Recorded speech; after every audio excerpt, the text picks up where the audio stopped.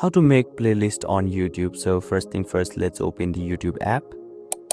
And now you can see I have already opened a video in here. So in this video, you can see, if you see, there is a channel, and if you slide it to the left, you can see there is save options on in the screen.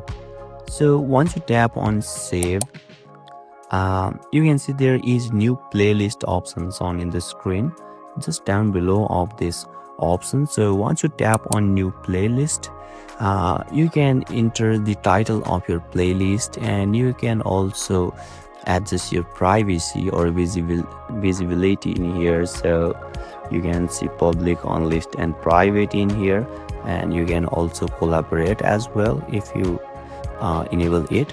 And finally, once everything's done, simply tap on create on in the screen, and you will be able to create your playlist in YouTube successfully. So basically this is how, and this is the process to make a playlist on YouTube. And if you still encounter any issue during this process, feel free to leave a comment and I'll be happy to assist you. Thank you for watching, and I'll see you next time.